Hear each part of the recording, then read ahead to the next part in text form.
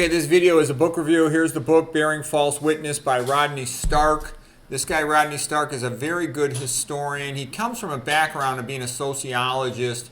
And what I like about him is he's an old-fashioned guy, smart and kind of tough, no bullshit. And he had written other books like The Rise of Christianity, How the West Won. And the name of this book, besides Bearing False Witness, is Debunking Centuries of Anti-Catholic History. He was an atheist when he started doing all this stuff. He was not raised as a Catholic either, but he just said you study the issues, and it's pretty obvious that the Catholics basically built Western civilization. They invented the modern scientific method, and they advanced the world. It's not a coincidence that only the West had a Renaissance, okay? The Western civilization is building the great, cathedral dome in Florence, while other countries, they're living in teepees, backward-ass, illiterate, analphabetic populations, okay? So when he's asked a question, he looks it up and he figures out what happened, what's the truth. And he backs his answers up with hundreds of references. So anyways, he's a smart guy. He's a good historian. You can get a lot of his books in audio CD. They're quite good. There's some YouTube videos of him talking, but he's bright. He's a really good historian.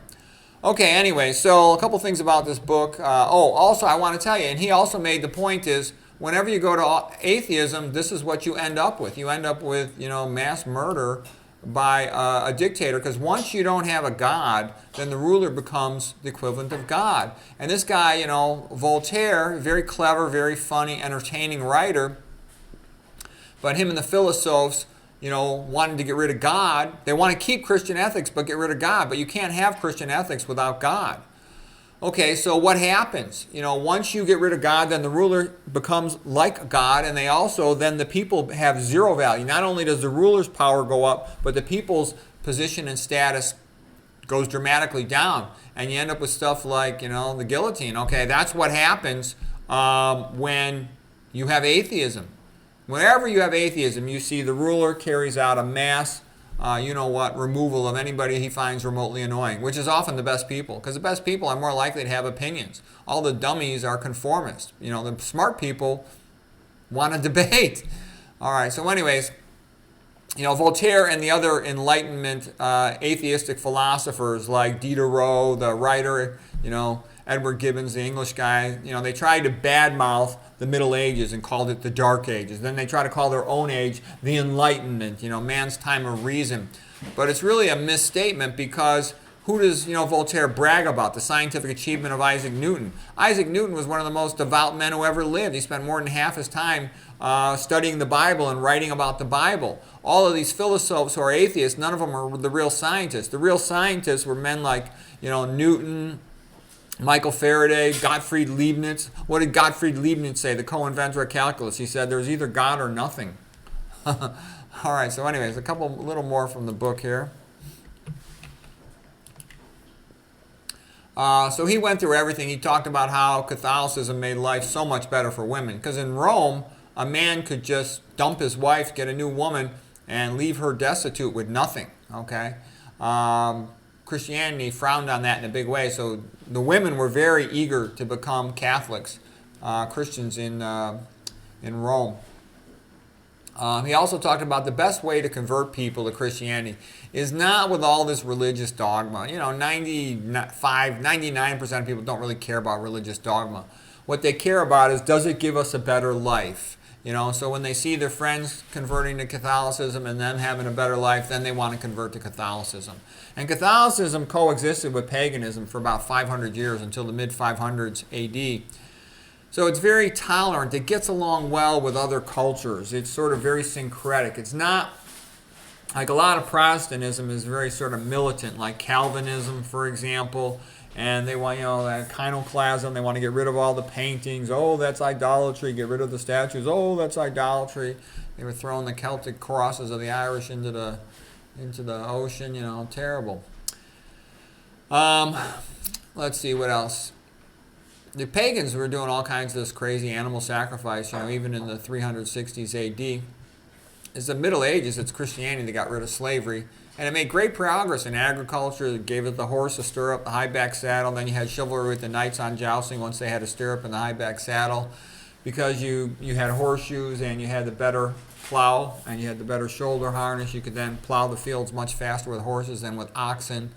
They developed all the windmills, the water wheels, okay, invented chimneys for the houses, eyeglasses, all this stuff.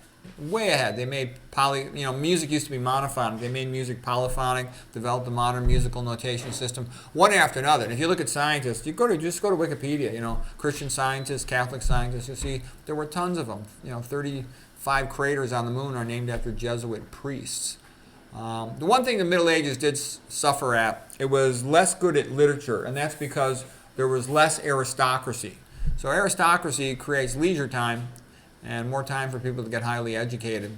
In the Middle Ages, when the Roman Empire fell, there was a drop for a while in the economy. Rome hadn't been that good of an economy either because it was a slave economy. It was a tributary economy. Rome just took stuff from other people by taxation. Rome didn't really trade that much with people. It just took stuff from them. Later, as the Middle Ages came with Christianity, they started to trade with each other.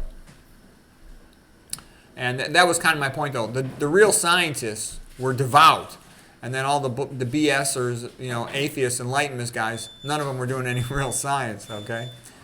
He talked about the Crusades being to defend the pilgrims because they were being abused by the Muslims. He said in the past the Muslims had been tolerant of the pilgrims, and then all of a sudden they started abusing them, and that's what led to the Crusades. And the Crusaders wasn't a good deal. Most of the Crusaders, the Christians that left Europe to go on the Crusade, they died, they lost all their money, and they died. So it wasn't really like it was a good thing to do. If they wanted to make money, they could have made money going into Spain, but going to the Holy Land, they lost their money and their lives. And he talked about all kinds of other things that get said about the Catholic Church, and they really come out of it looking pretty good. They're not perfect saints, okay, but the Inquisition was a joke compared to communism, okay. He goes all through all the stuff about Pope Pius and all of that. Let's see, what else? He says there's no theologians in the East. Yeah, the East is so overrated, it's not even funny. What do you have in the East? You have a bunch of communist dictatorships, collectivism, conformity, okay? The best place was, let's say, perhaps, Japan had some high points. South Korea has some high points. Taiwan has had some high points. But that's a big statement. There are no theologians in the East. A lot of this so-called Eastern religion isn't really a religion. It's a philosophy. Confucius is not a god. Confucianism is not a religion. It is a philosophy. Okay? Buddha is not a god. Buddhism is not a religion. It's a philosophy. And Hinduism, who knows what Hinduism is? All the Indian writers I've read say that it's primarily atheism, but it's also even worse than that. A lot of things I read about it, it's almost like demonism. Okay? It's bad. When you read about it, you will be surprised how bad it is. He also wrote about what happened in the Spanish Civil War with Franco and the Catholics against the Soviet communists and how the Soviet communists behaved. They would just burn down the churches, RAPE, the nuns, and bump off the priests. It was not reasonable. It was not bringing liberty to the Spanish people. It was trying to enslave them. Okay. So anyways, Bearing False Witness is a good book. There's an audio CD version of it. It actually was a surprisingly good book. I'll leave it at that.